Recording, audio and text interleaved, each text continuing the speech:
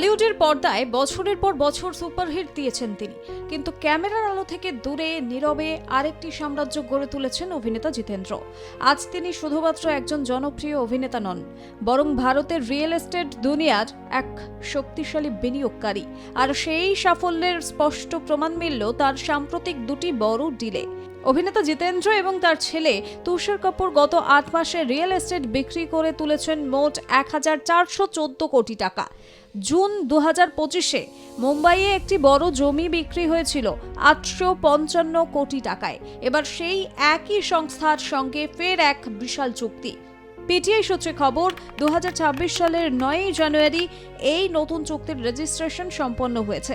Square ইয়ার্ডসের দেওয়া নথি অনুযায়ী এবার বিক্রি হয়েছে 559 কোটি টাকার একটি কমার্শিয়াল প্রপার্টি।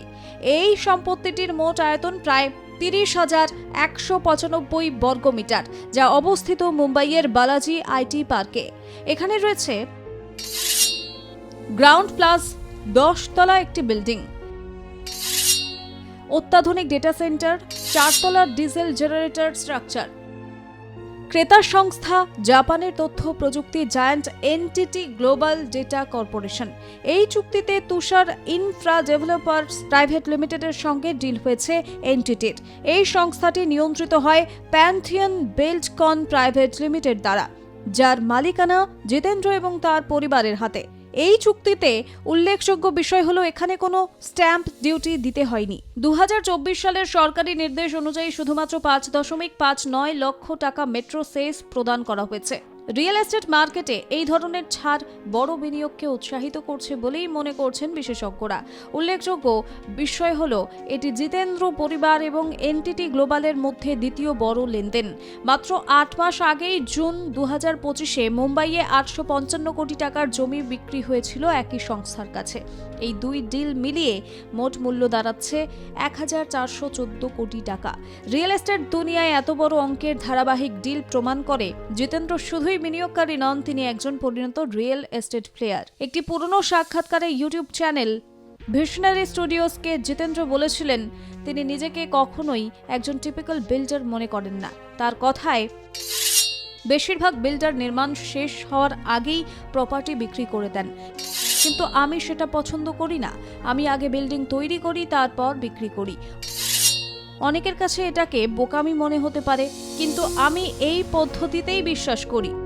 তিনি আরও বলেন, চলচ্চিত্র জগতে তিনি প্রায় 50 বছর কাটিয়েছেন। সেখানে মানুষের সঙ্গে আবেগের সম্পর্ক তৈরি হয়, কিন্তু রিয়েল এস্টেট ব্যবসায়ের নিয়ম, কাঠামো এবং কঠোর হিসেবের দুনিয়া। এই বাস্তবতাকে তিনি নিজের শক্তিতে পরিণত করেছেন। কেন ডেটা সেন্টারে এত বিনিয়োগ? বিশেষজ্ঞদের মতে ভারতের ডেটা সেন্টার ইনফ্রাস্ট্রাকচার এখন দ্রুত বাড়ছে। Digital economy, AI, cloud computing এবং 5G পরিষেবার বিস্তারের ফলে এই ধরনের প্রপার্টির চাহিদা তুঙ্গে। জাপানি সংস্থা এনটিটি ইতিমধ্যেই ভারতে তাদের ডেটা নেটওয়ার্ক শক্তিশালী করতে চাইছে। সেই কারণেই বালাজি আইটি পার্কের মতো প্রিমিয়াম লোকেশন তাদের কাছে অত্যন্ত গুরুত্বপূর্ণ। এই ডিলে তুষার কাপুরের ভূমিকাও গুরুত্বপূর্ণ। অভিনয়ের পাশাপাশি তিনি এখন রিয়েল এস্টেট ডেভেলপমেন্টে সক্রিয়ভাবে যুক্ত। তুষার ইনফ্রা ডেভেলপার্সের মাধ্যমে তিনি পরিবারের ব্যবসাকে নতুন প্রজন্মের দিকে এগিয়ে নিয়ে যাচ্ছেন। বাজারে কি বার্তা যাচ্ছে? এই ডিল বাজারকে 3টি স্পষ্ট বার্তা দিচ্ছে। সেলিব্রিটিরা এখন শুধুই ব্র্যান্ড নয়, বড় বিনিয়োগকারী। ডেটা সেন্টার, রিয়েল এস্টেট আগামী দিনের হট সেক্টর। ভারত আন্তর্জাতিক কর্পোরেট বিনিয়োগের বড় হাব হয়ে উঠছে। বলিউডে সুপারস্টার হওয়া এক কথা, আর ব্যবসায় সফল হওয়া আরেক কথা। জিতেন্দ্র দুই ক্ষেত্রেই নিজেকে প্রমাণ করেছেন।